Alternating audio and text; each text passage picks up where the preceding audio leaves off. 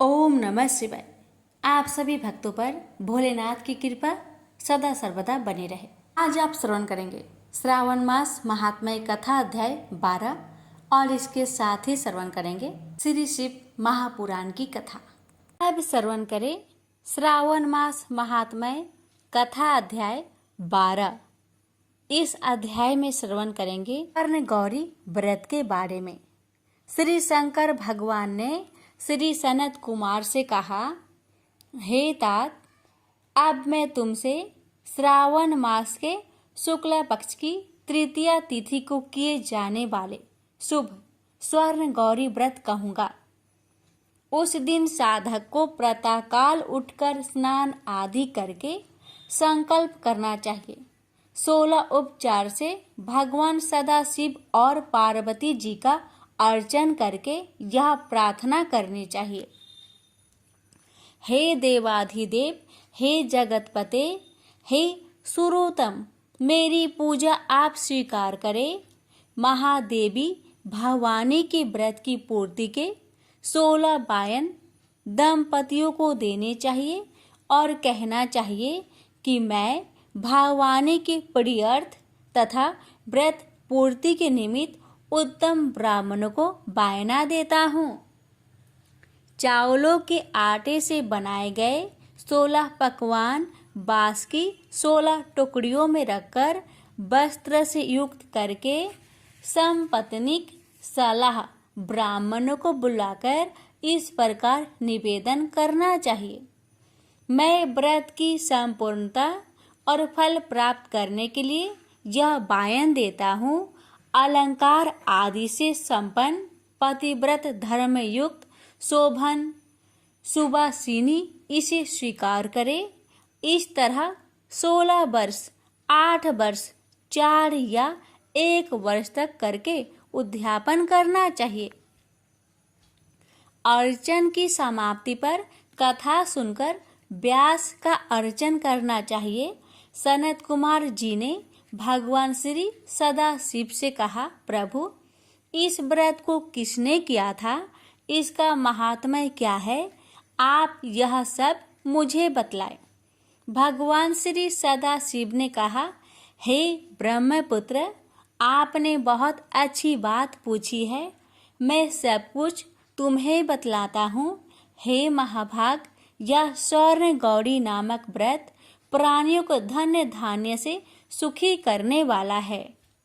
प्राचीन काल में सरस्वती के किनारे सुबीला नाम की एक प्रसिद्ध नगरी थी। उसमें कुबेर के तुल्य चंद्रप्रभा नाम वाला राजा राज्य करता था।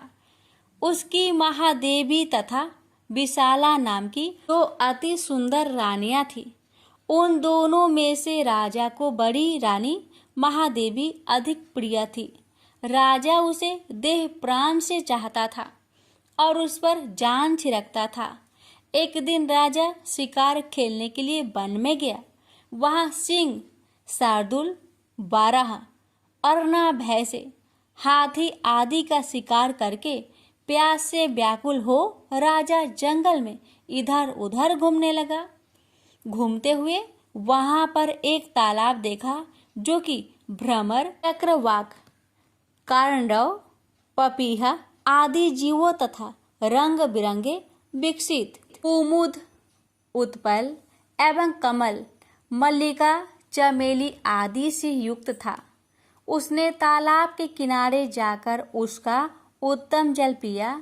उसने देखा कि तालाब के किनारे अप्सराएं गौरी अर्चन कर रही है। उसने राजा से पूछा, आप यह क्या कर रही हैं? उन्होंने उत्तर दिया, महाराज, हम स्वर्ण गौरी का व्रत कर रहे हैं। यह मनुष्य को हर प्रकार की संपत्ति प्रदान करता है। आप भी इस व्रत को कीजिए। राजा ने कहा, देवियों, आप इस व्रत की विधि मुझे बतलाइए, साथ ही ये भी कहिए कि इस व्रत के करने से क्या फल प्राप्त होता है। अप्सराओं ने कहा, महाराज, श्रावण शुक्ल तीज के दिन स्वर्ण गौरी का यह व्रत किया जाता है। इसमें प्रसन्नता पूर्वक भगवान सदाशिव और भगवती पार्वती का पूजन किया जाता है। 16 तार का डोरा पुरुष अपने दाएं हाथ में और स्त्रियां अपने बाएं हाथ में या गले में बांधे। बस यही इस व्रत को करने की विधि है। यह सुनकर राजा चंद्रप्रभा ने भी उस व्रत को किया और 16 तार का डोरा अपने दाएं हाथ में बांधा। उसने प्रार्थना की, हे देव, मैं इस डोरे को व्रत के लिए बांधता हूँ, आप मुझ पर कृपा करें। इस प्रकार व्रत करके राजा अपनी राजधानी को लौट आया। राजा की दाई बाह में डोरा बांधा हुआ देखकर बड़ी रानी के क्रोध का ठिकाना ना रहा और उसने जबरदस्ती वह डोरा तोड़कर बाहर पेड़ पर फेंक दिया। राजा ने उसे बहुत मना किया मगर वह नहीं मानी। उस डोरे को स्पर्श से वह सूखा पेड़ हरा भरा होकर हरे रंग के ताजा पत्ते से संपन्न हो गया। छोटी रानी ने यह सारा हाल देखा। उसने वह टूटा डोरा पेड़ से उतारकर अपनी बाई भुजा में बांध लिया। बस उस डोरे के प्रभाव से छोटी रानी राजा को सर्वाधिक प्रिय हो गई। इधर बड़ी रानी व्रत का अपमान करने से राजा द्वारा त्यक्त तथा दुखी होकर वन में चली गई। वन में जाकर उसने महादेवी का ध्यान किया। मुनियों के यहाँ ठहरी। मुनियों ने उसे देखकर कहा, अरे पिचासनी, चली जा। वह दुखी होकर घोर जंगल में एक स्थान पर बैठ गई।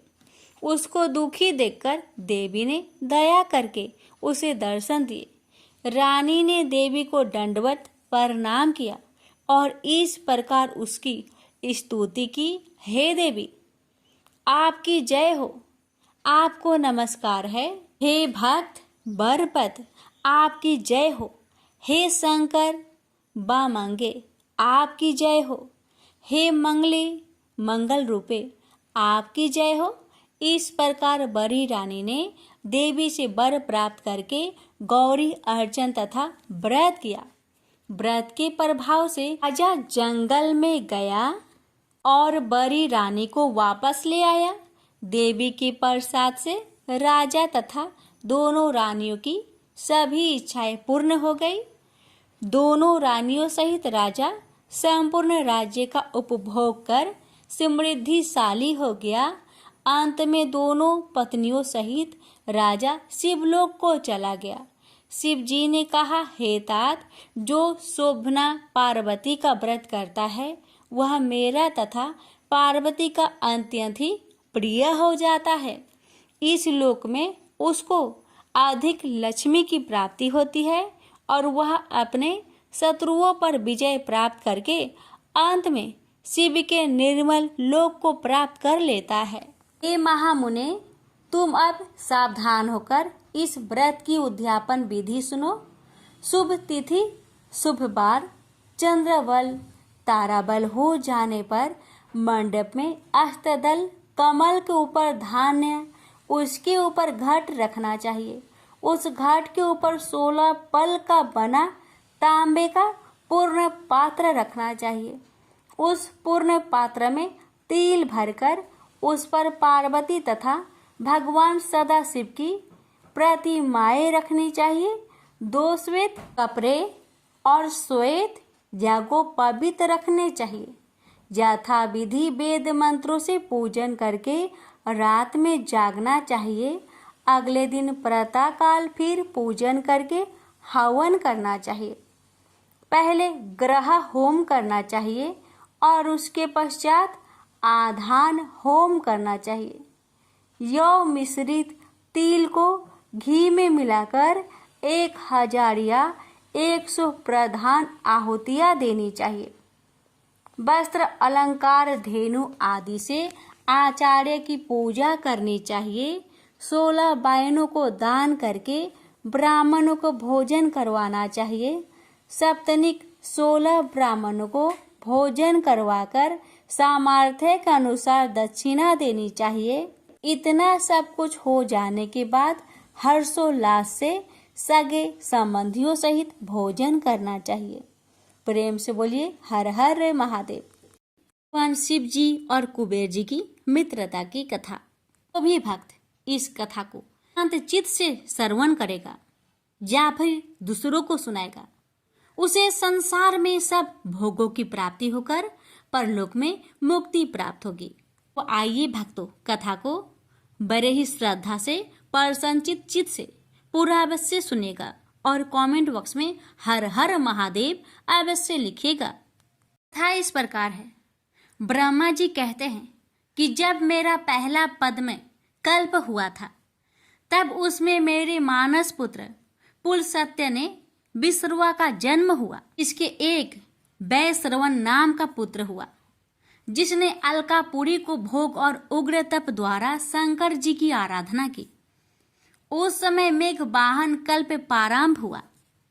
तब अलकापुरी आदिश्वर के उग्र तप को देखकर शंकर जी प्रकट होकर उसे साक्षात दर्शन देने के लिए आए। तो उसने कहा, हे शिव जी, आपके अपरिमित तेज से मेरे नेत्र बंद हो गए हैं, अतः अपने चरण कमलों के दर्शन की सामर्थ्य मेरे नेत्रों को दीजिए। हे मनु शेखर, आपको नमस्कार है। वह यज्ञदत्त का ही वही पुत्र था जो कि शिव जी की सेवा से अलकापुरी में आकर राजा हुआ था। परंतु जब उसने शिव जी के साथ पार्वती जी को देखा तो उनके प्रति उसने क्रूर दृष्टि की। इससे उसके बाएं नेत्र फूट गया। शिव जी ने पार्वती जी से कहा, यह तुम्हारा पुत्र है, तुम्हें क्रूर दृष्टि से नहीं देखता है, किंतु तुम्हारी तपस्या की प्रशंसा करता है, अतः मैं इसे निधियों का स्वामी बनाता हूँ, यह गुहाकों का ईश्वर होगा। ऐसा कहकर शिव जी ने उसे धनपति बना दिया और पुनः उमा से मिलाकर यह कह दिया कि आओ, यह तुम्हारी माता है, इनके चरणों में प्रसन्नचित्त से प्रणाम करो। फिर उमा से कहा कि हे देवेशी, हे तपस्विनी, इस अपने अंगज पुत्र पर प्रसन्न होवो।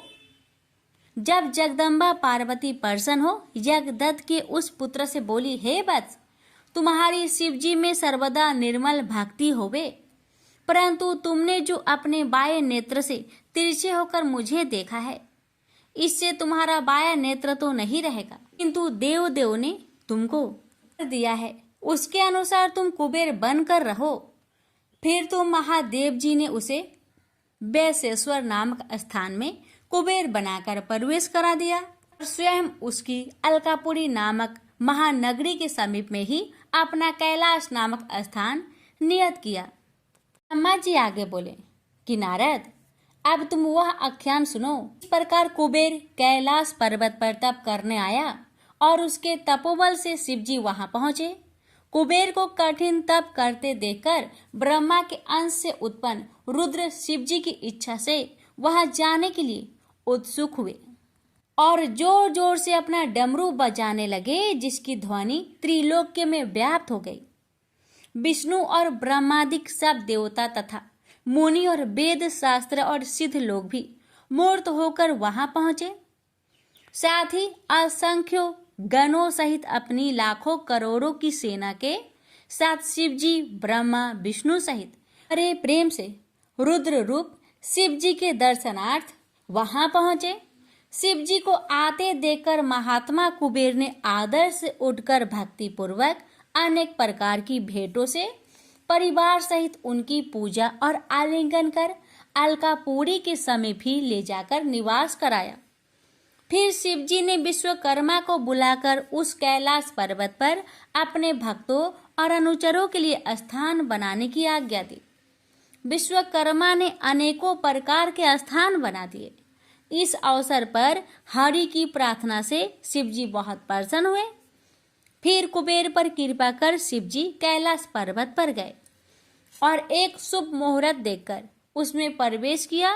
विष्णु आदि के देवता आनंदित हुए तथा मुनि और सिद्धगण भी आनंद से शिव जी का अभिषेक किए और अनेक प्रकार की सामग्रियों से उनकी पूजा की। से मांगलिक पुष्प वृष्टि हुई। अप्सराएं नाचने और गाने लगी। सुखदायक जय और नमः शब्द होने लगा। जब शिवजी सिंहासन पर बैठे तो विष्णु आदि देवताओं ने अलग अलग स्तुति की। शिवजी ने सबकी कामनाएं पूर्ण की। जब सब देवता अपने स्थान को चले गए तब शिवजी ने मुझको और विष्णु को आसन पर बैठाकर बहुत बार प्रीति पूर्वक बोधन कर कहा कि हे हरि, हे ब्रह्मा, तुम दोनों मेरे अत्यंत प्रिय हो। अब तुम लोग निर्भय होकर अपने लोक को जाओ। मैं तुम्हारा सुखदाता हूँ और सदैव तुम्हारी देखभाल करता रहूंगा। हम दोनों अपने अपने स्थान को चले आए।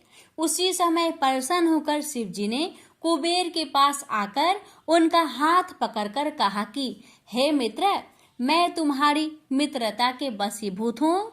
तुम भी अपने स्थान को जाओ। हे निष्पाप, मैं तुम्हारा सहायक हूँ।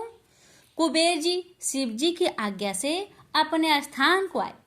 शिवजी कैलाश पर अपने गणों सहित ध्यान में तत्पर हो निवास करने लगे। वहां रहते हुए उन्होंने अनेकों विहार किया। कितने ही दिन तक पत्नी के बिना ही परमेश्वर शिव ने अपना समय बिताया। फिर दक्ष की पत्नी से उत्पन्न सती से विवाह किया। फिर तो महेश्वर दक्ष पुत्री सती के साथ विहार करने लगे। लोकाचार में परायण होकर शिवजी और सुखी हुए। अरे भक्तों, इस कथा को जो भी भक्त शांत चित्त से श्रवण करेगा या फिर दूसरों को सुनाएगा, उसे संसार में सब भोगों की प्राप्ति होकर परलोक में मुक्ति प्राप्त होगी। प्रेम से बोलिए हर हर महादेव। माता पार्वती की जय।